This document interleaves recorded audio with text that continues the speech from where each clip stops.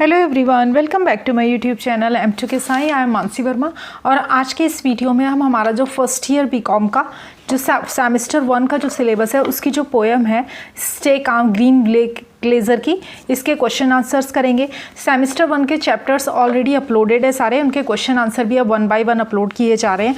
और जो आपका सेमेस्टर 2 है वो ऑलरेडी फुल्ली अपलोडेड है, चारों चैप्टर्स भी प्रोज के और पोएट्री सेक्शन सब अपलोडेड है। इन सबके क्वेश्चन आंसर्स भी ऑलरेडी अपलोडेड है। सेमेस्टर 2 का लिंक भी आपको डिस्क्रिप्शन बॉक्स में मिल जाएगा। तो अब हमारी जो सेमेस्टर 1 की पोएम है स्टे काम, इसके हम क्वेश्चन आंसर्स देखेंगे।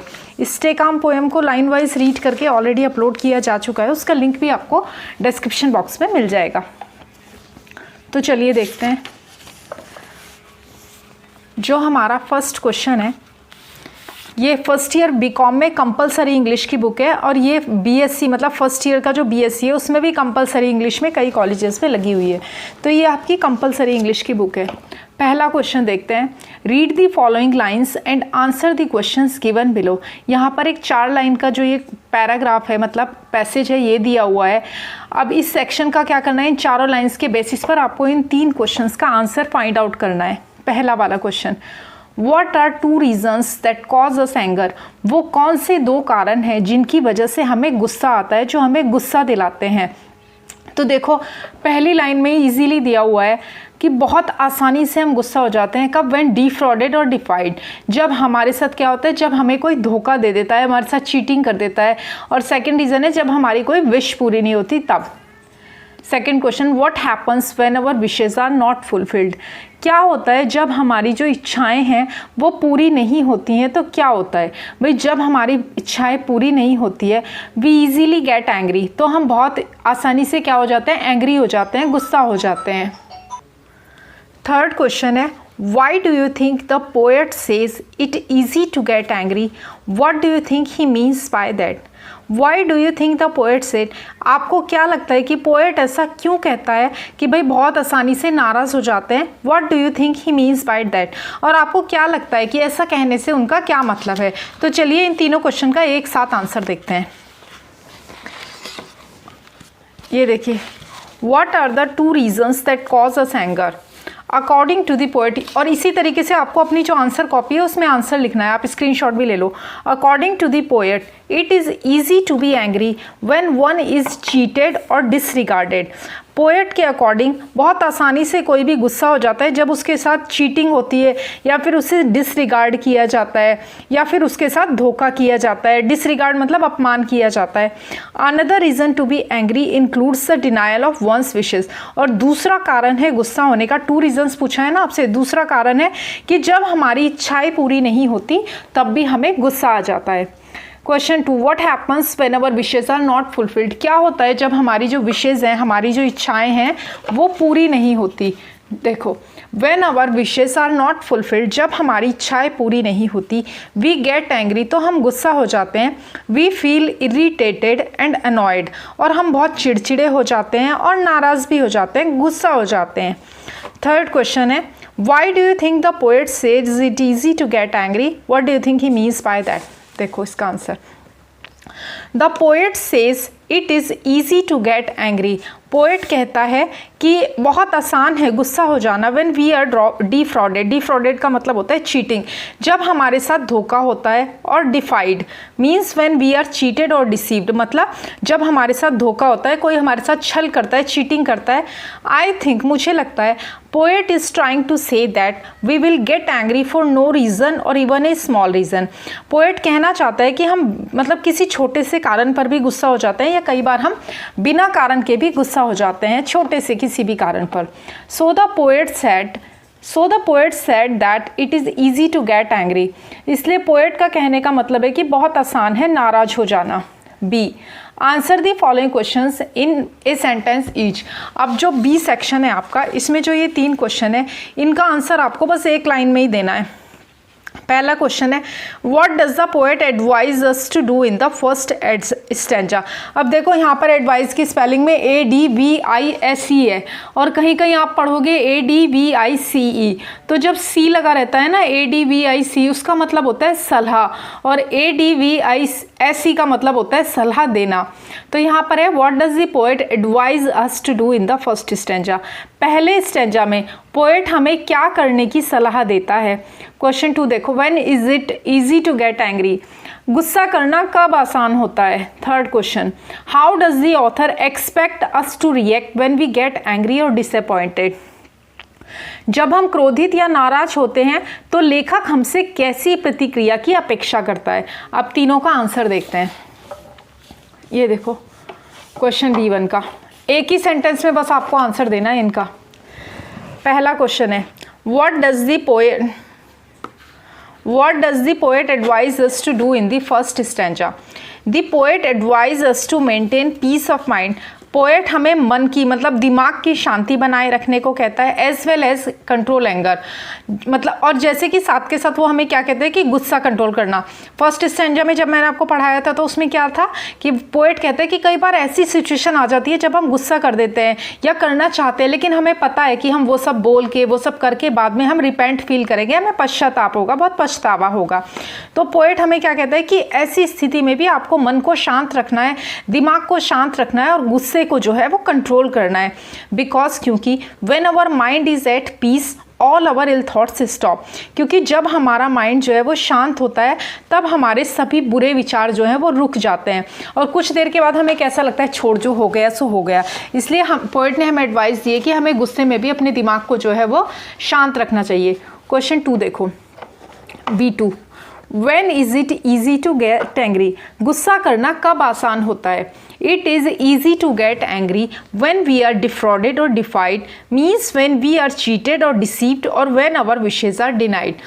मीन्स जब हमारे साथ क्या होता है चीटिंग होती है, हमें धोखा दिया जाता है या फिर हमारी इच्छाएं पूरी नहीं होती, तब गुस्सा करना बहुत आसान होता है। How does the author expect us to react when we get angry और डिसअपॉइंटेड। जब हम गुस्सा हो जाते हैं तब पोएट हमसे कैसे मतलब जब हम क्रोधित होते हैं या नाराज होते हैं तो लेखक हमसे कैसी प्रतिक्रिया की अपेक्षा करता है। रिएक्ट मतलब प्रतिक्रिया करना। The poet expects us to have the ability to manage our emotions and remain calm under pressure। मतलब पोएट चाहता है कि हम अपने दिमाग को मैनेज करें, अपने इमोशंस को मैनेज करें, आवेश में ना आए, गुस्सा ना करें और जो मतलब प्रेशर में भी हमारे दिमाग को हम हमेशा शांत रखें। या फिर और छोटा लिखना है तो बस इतना लिख सकते हो और व्हेन वी गेट एंग्री और डिसअपॉइंटेड। मतलब the poet expects us to have the ability to manage our emotions when we get angry और डिसअपॉइंटेड। तो आपका B पार्ट भी हो गया है। अब देखते हैं हमारा C पार्ट। B पार्ट के सारे A और B आपके दोनों हो गए हैं। अब चलते हैं C पार्ट पे। When is the time to curb resentment। तो रिसेंटमेंट क्या होता है। रिसेंटमेंट होती है नाराज़गी। तो ये क्वेश्चन है कि नाराज़गी पर काबू पाने का समय कब है। When is the time to curb resentment यानी कि नाराज़गी पर काबू पाने का समय कब है। दूसरा क्वेश्चन है how can one win over selfishness and spite. कोई स्वार्थ और द्वेष पर कैसे विजय पा सकता है। सेल्फिशनेस मतलब स्वार्थ एंड स्पाइट मतलब हेट्रेड, घृणा, द्वेष। Why is tranquility important. Tranquility का मतलब होता है शांति।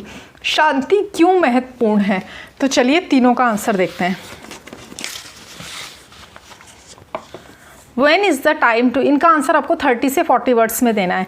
When is the time to curb resentment, नाराजगी पर काबू पाने का समय कब है। तो देखो इसका answer The time to curb resentment is when one feels like saying something that they know they will regret or simply feel like an insult and it's not quite easy to just forget। शांति बनाए रखने का मतलब नाराजगी पर काबू पाने का समय तब है जब एक व्यक्ति को लगता है कि वो कुछ कह देगा और उसे बहुत पछतावा होगा या फिर सिंपली उसे बहुत अपमानित महसूस होता है और ऐसा अपमान महसूस होता है जिसे भूलना उसके लिए बिल्कुल भी आसान नहीं होता। मतलब वो कह रहा है कि ऐसे समय में आपको शांति बनानी होती है। Resentment can be refer to as a feeling of anger. Resentment मतलब नाराजगी की जो फीलिंग है उसको गुस्से की फीलिंग के रूप में भी रेफर किया जा सकता है। When one has been forced to accept something that one does not prefer. जब किसी को किसी ऐसी चीज़ को भी स्वीकार करना पड़ता है जिसको वो नहीं चाहता है। क्वेश्चन C2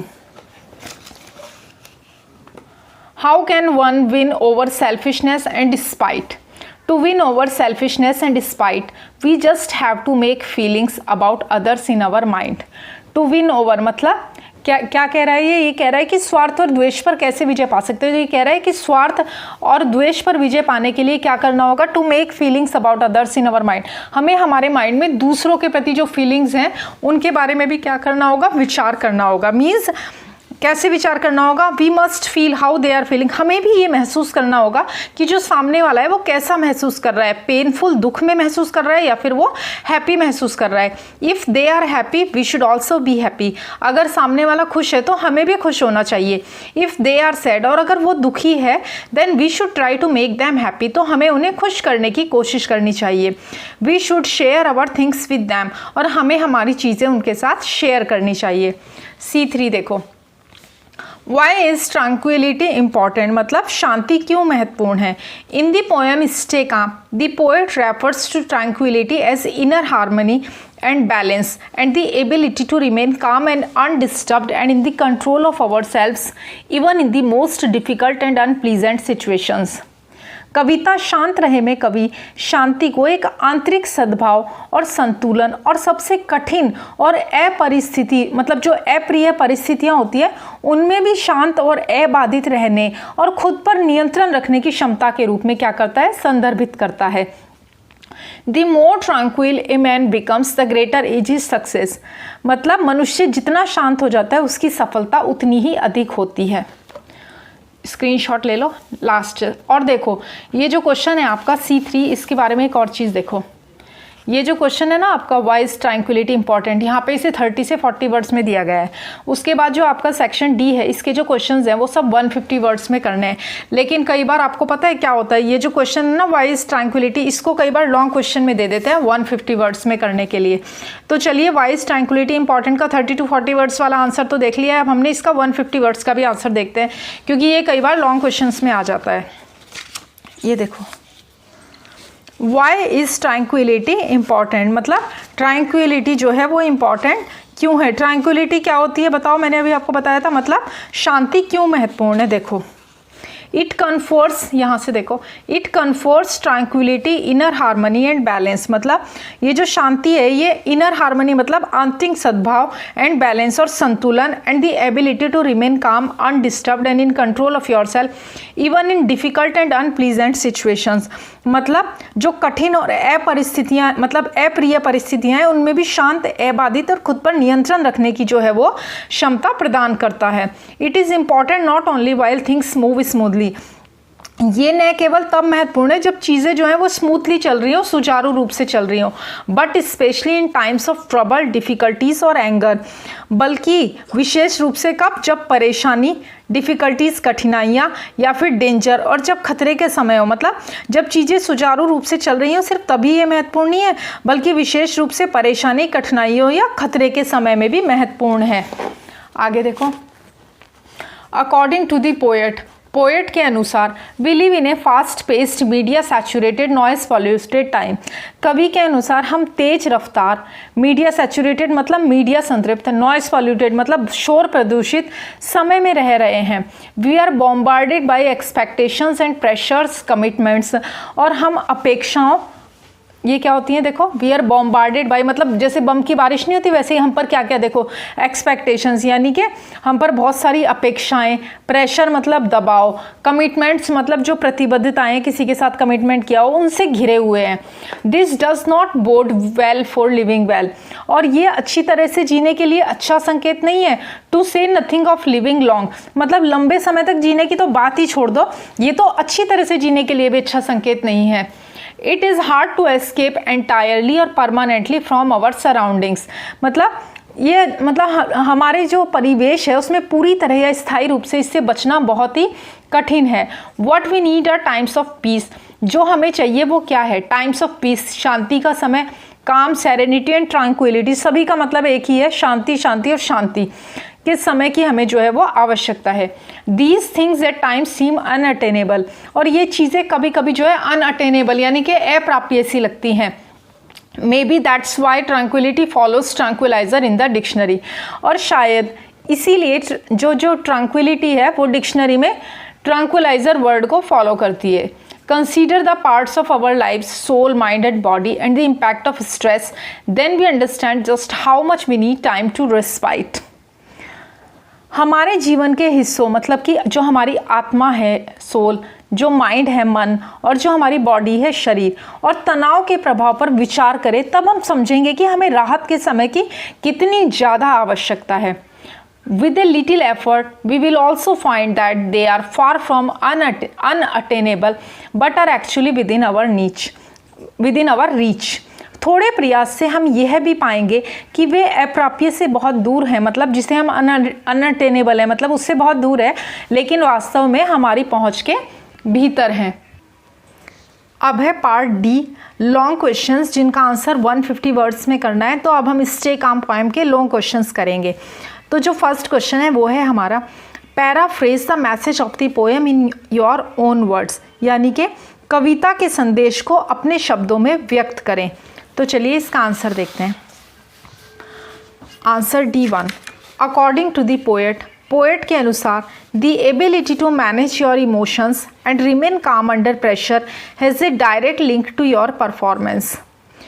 कवि के अनुसार अपनी भावनाएं जो हैं, आपकी जो फीलिंग्स हैं, उनको क्या करना, उनको प्रतिबंधित करना, प्रबंधित करना, मतलब मैनेज करना, मतलब उनको प्रबंधित करना, मैनेज करना, और जो प्रेशर है उसमें भी शांत रहने की क्षमता का, जो मतलब कि भाई प्रेशर में भी आप बहुत ज़्यादा काम हो, शांत हो, has a direct link to your performance, आपकी जो परफॉर्मेंस है उससे उसका सीधा संबंध है। Positive thoughts help make stress intermittent by focusing your brain's attention onto something that is completely stress free. सकारात्मक विचार आपके मस्तिष्क का ध्यान किसी ऐसी चीज़ पर केंद्रित करके तनाव को कम करने में मदद करते हैं जो पूरी तरह से, that is completely stress free, जो पूरी तरह से कैसी है, तनाव मुक्त है।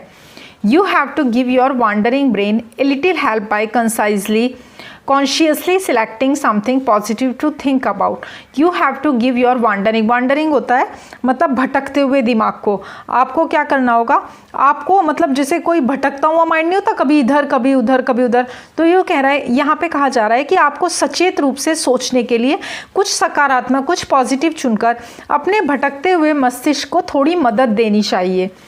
Any positive thought will do to refocus your attention, कोई भी पॉजिटिव थॉट जो है वो आपका ध्यान दोबारा केंद्रित करने में मददगार साबित होगा। When things are going well, जब चीज़ें जो हैं वो अच्छी चल रही हों, and your mood is good, और आपका मूड जो है वो अच्छा हो, दिस इज़ रिलेटिवली ईजी, तो ये क्या है, ये अपेक्षाकृत जो है वो आसान है। When things are going poorly, और जब चीज़ें ख़राब चल रही हैं, and your mind is flooded with negative thoughts, और आपका जो माइंड है वो नेगेटिव यानी कि नकारात्मक विचारों से भरा हुआ हो, this can be a challenge, तब तो ये एक चुनौती हो सकती है। इन दीज मोमेंट्स, और ऐसे क्षणों में, think about your day and identify one positive thing that happen no matter how small, और उस समय क्या करो, इन क्षणों में अपने दिन के बारे में सोचें और एक पॉजिटिव चीज़ की पहचान करें जो दिन भर में घटित हुई है, चाहे वो कितनी भी छोटी सी क्यों ना हो, उस पॉजिटिव चीज़ के बारे में आप सोचें।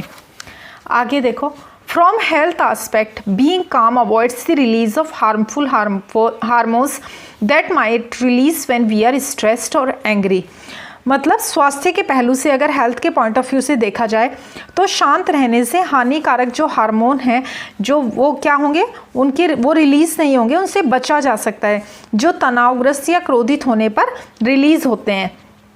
इट में help in controlling harmful diseases, और ये हानिकारक बीमारियों को नियंत्रित करने में भी मदद करता है। The more tranquil a man becomes, जितना शांत मनुष्य होता है, the greater is his success, उतनी ही बड़ी उसकी जो है सफलता होती है। हिज इन्फ्लुएंस, उसका प्रभाव, हिज पावर फॉर गुड, और भलाई के लिए उसकी शक्ति उतनी ही अधिक होती है। Calmness of mind is one of the beautiful jewels of wisdom, यानी कि मन की शांति ज्ञान के सुंदर रत्नों में से एक है। ज्वेल्स होते हैं रत्न, विजडम मतलब बुद्धि ज्ञान। This unfortunately is easier than said than done, और ये जो है कहना जितना आसान है, करना उतना आसान नहीं है। To survive and thrive, we need to find ways to deal with pressure and uncertainty. जीवित रहने और आगे बढ़ने के लिए हमें प्रेशर, दबाव और अनिश्चितता यानी कि अनसर्टेनिटी से निपटने के तरीके खोजने होंगे. There are any number of scientific studies out there that show the deep connection between staying calm and productivity. ऐसे कई वैज्ञानिक अध्ययन हैं जो शांत रहने और उत्पादकता के बीच गहरा संबंध दिखाते हैं. प्रोडक्टिविटी मतलब जो उत्पादकता होती है वो. We don't always know what is going to walk through our door. हम हमेशा नहीं जानते कि हमारे दरवाजे पर क्या होने वाला है. बट लेकिन we probably have a pretty good idea of the general types of pressures we may face on a daily basis. लेकिन हमें संभवतः उन सामान्य प्रकार के दबावों का, प्रेशर्स का बहुत अच्छा अंदाज़ा है जिनका हम दैनिक आधार पर जो है वो सामना करते हैं, उनको फेस करते हैं डेली बेसिस पे. तो लॉन्ग क्वेश्चन का जो पहला क्वेश्चन है D1 वो आपका हो गया है. ये देखिए, पैराफ्रेज द मैसेज. पैराफ्रेज का मतलब होता है अपने शब्दों में व्यक्त करो कविता के संदेश को. अब जो सेकंड क्वेश्चन है वो देखते हैं. What does one gain from being काम. क्वेश्चन 2 देखो. What does one gain from being काम. शांत रहने से क्या हासिल होता है. शांत रहने से क्या हासिल होता है. One gains the most important thing in life which is peaceful mind through mastering the art of being silent and calm even during times of difficulties, annoyed and hatred. difficulty का मतलब होता है कठिनाइयाँ, annoyance का मतलब होता है झुंझलाहट और hatred का मतलब होता है नफरत और घृणा. यहाँ पर कवि कह रहे हैं कि कठिनाइयों, झुंझलाहट और नफरत के समय भी चुप रहने की कला में, शांत रहने की कला में महारत हासिल करके व्यक्ति जीवन में सबसे महत्वपूर्ण चीज़ प्राप्त करता है. और वो महत्वपूर्ण चीज़ क्या है. A peaceful mind. A peaceful mind मतलब एक शांतिपूर्ण दिमाग. In this poem stay calm the author values being calm and composed in situations of difficulties and rage. अपनी कविता शांत रहे में लेखक कठिनाइयों और क्रोध की स्थितियों में शांत और संयमित रहने को महत्व देता है, इंपॉर्टेंस देता है.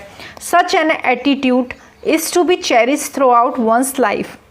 और ऐसा रवैया, एटीट्यूड है ये TUDE, और ऐसा जो एटीट्यूड है वो क्या कि चेरिश्ड का मतलब होता है संजो के रखना. और ऐसा रवैया जो है वो व्यक्ति को जीवन भर याद रखना चाहिए. मतलब संजो के रखना मतलब उसे जीवन भर याद करना चाहिए ऐसे समय को. If a person is able to master the art of staying calm in any difficult situation, she has already won the battle against selfishness and others' strife. यदि कोई व्यक्ति किसी भी कठिन परिस्थिति में शांत रहने की कला में महारत हासिल करने में सक्षम है तो वह स्वार्थ और दूसरों के झगड़े के खिलाफ लड़ाई पहले ही जीत चुका है. अदर्स स्ट्राइफ मतलब दूसरे के झगड़े. The author advises us to realize the implications of negative emotions in our minds and to grow this feature within us. लेखक हमें सलाह देते हैं कि हमें अपने मन में नकारात्मक भावनाओं के निहितार्थ को समझें और अपने भीतर इस विशेषता को विकसित करें. Such emotions represents chains that are tied to the mind's stores, keeps us away from attaining a peaceful mental state. ऐसी भावनाएं उन जंजीरों का प्रतिनिधित्व करती हैं जो मन के पंजों से बंधी होती हैं और जो हमें शांतिपूर्ण मानसिक स्थिति प्राप्त करने से दूर रखती हैं. मतलब हमारे मन को बांध के रखती हैं ऐसी भावनाएं. तो ऐसी नेगेटिव फीलिंग्स से हमें अपने आप को दूर रखना है और अच्छा और पॉजिटिव सोचना है. अकॉर्डिंग टू दी पोएट के अनुसार, कवि के अनुसार अब देखो यहाँ पे मैंने वही स्टेंजा ऐड किया है जो मैंने पहले आपके ट्रैंकुलाइजर वाला जो क्वेश्चन 3 था ना, वॉइस ट्रैंक्विलिटी इंपॉर्टेंट, उसमें था वही है. मतलब एक ही बात को अलग अलग तरीके से पूछा जाता है तो रटने की बिल्कुल ज़रूरत नहीं है. आंसर्स को समझ लो, पोएम को ध्यान से सुन लो, उसके बाद आप खुद से ड्राफ्ट करके भी क्वेश्चन के आंसर को लिख पाओगे. अकॉर्डिंग टू दी पोएट देखो यहाँ से वो सेम है जो C3 क्वेश्चन का आंसर है ना आपका, वॉइस ट्रैंक्विलिटी इंपॉर्टेंट, वही सेम यहाँ पे फिट किया गया है. देखो, according to the poet we live in a fast paced media saturated noise polluted time. कवि के अनुसार हम तेज रफ्तार, मीडिया संतृप्त और शोर प्रदूषित समय में रह रहे हैं. We are bombarded by expectations and pressures and commitments. हम अपेक्षाओं और दबावों और प्रतिबद्धताओं से घिरे हुए हैं. This does not bode well for living well to say nothing of living well. और ये तो अच्छी तरह से जीने के लिए अच्छा संकेत नहीं है, लंबे समय तक जीने की तो बात ही छोड़ दो. It is hard to escape entirely और परमानेंटली फ्रॉम आवर सराउंडिंग्स। हमें जो है हमारा जो परिवेश है उससे पूरी तरह या फिर स्थायी रूप से बचना जो है वो आसान नहीं है, कठिन है वो। What we need are time of peace, calm, serenity and tranquility. और हमें किस चीज़ की ज़रूरत है? शांति, शांति और शांति के समय की आवश्यकता है। These things at times seem unattainable. और ये चीज़ें जो हैं ये मतलब हमें ऐसी लगती है कि ये तो कभी प्राप्ति नहीं हो सकती। Maybe that is why soul, mind and body and the impact of stress then we understand tranquility follows tranquilizer in the dictionary. और शायद इसीलिए डिक्शनरी में जो है ट्रैंक्विलिटी वर्ड जो है वो ट्रैंक्विलाइजर को फॉलो करता है। Consider the parts of our life, soul, mind and body and the impact of stress. मतलब हमारा जो जीवन के हिस्से हैं आत्मा, मन और शरीर और तनाव के प्रभाव पर विचार करें। देन वी अंडरस्टैंड, तब हम समझेंगे just how much we need times of respite. तब हम समझेंगे कि हमें राहत के समय की कितनी ज़रूरत है। टाइम्स ऑफ रेस्पाइट मतलब राहत के समय की कितनी आवश्यकता है। विद ए लिटिल एफर्ट, और थोड़े से एफर्ट से we will also find that they are far from unattainable but are actually within our reach. और थोड़े से प्रयास से हम ये पाएंगे कि वे अप्राप्य से बहुत दूर है लेकिन वास्तव में हमारी पहुंच के भीतर है, हम उन्हें पा सकते हैं। अब जो आपका लास्ट क्वेश्चन है D3 वो देखो। लास्ट क्वेश्चन है आपका, why is the most vital thing in life and why must you master it. मतलब जो ये लास्ट क्वेश्चन है आपका, थर्ड क्वेश्चन, ये भी लॉन्ग क्वेश्चन है आपका। जीवन में what is the most vital thing in life and why must you master it. जीवन में सबसे महत्वपूर्ण चीज़ क्या है और आपको इसमें महारत क्यों हासिल करनी चाहिए। अब हम इसका आंसर देखते हैं। The most vital thing in life according to the poem is Stay Calm by Green Blake Glazer. According to the, या तो आप ये लिख सकते हो according to the poet of the poem Stay Calm, या फिर यहाँ से लिख सकते हो ग्रीन ब्लेक लेजर की कविता शांत रहे के अनुसार जीवन की सबसे महत्वपूर्ण चीज़, द मोस्ट वाइटल थिंग मतलब सबसे महत्वपूर्ण चीज़ in life is to remain poised and tranquil during life trouble. कविता के कवि के अनुसार जीवन में सबसे महत्वपूर्ण बात जीवन की परेशानी के दौरान शांत और शांत रहना है। The most vital thing in life is to stay calm. जीवन में सबसे महत्वपूर्ण बात जो है वो शांत रहना है। Mastering this essential element can have a positive impact on your life's in many ways. जीवन में मतलब इस प्रकार तत्व में महारत हासिल करने से आपके जीवन पर कई तरह से सकारात्मक प्रभाव पड़ सकता है। It can help you make better decisions, manage stress, improve relationship, maintain good mental health and increase productivity. ये आपको बेहतर निर्णय लेने में, तनाव का प्रबंध करने में मतलब तनाव को मैनेज करने में, रिलेशनशिप को बेटर करने में और अच्छा मानसिक स्वास्थ्य बनाए रखने और प्रोडक्टिविटी यानी कि उत्पादकता को बढ़ाने में मदद कर सकता है। According to the poet, we live in a fast paced, media saturated, noise polluted time. अब यहाँ से आपका जो थर्ड C3 क्वेश्चन का आंसर है वही सेम रिपीटेड किया गया है। तो आपने पीछे C3 क्वेश्चन का आंसर और D2 में भी इसे लिया गया है। ये देखो ऊपर यहाँ पे भी सेम है और यहाँ पे भी सेम आंसर को फिट किया गया है। तो आप वहाँ से इसे चेक कर सकते हो। इस क्वेश्चन के आंसर का आप स्क्रीनशॉट ले लो। तो आपके स्टे काम पोएम के सारे क्वेश्चंस कंप्लीट हो गए हैं। Section 1 A B C D सारे क्वेश्चंस हो गए हैं। वीडियो अच्छा लगा हो तो इसे लाइक करें, अपने फ्रेंड्स के साथ और स्टडी ग्रुप्स में शेयर करें और ऐसे और यूजफुल वीडियोस के लिए मेरे चैनल M2 के साई को शेयर करें। Thank you very much. Please like, share and subscribe. Thank you.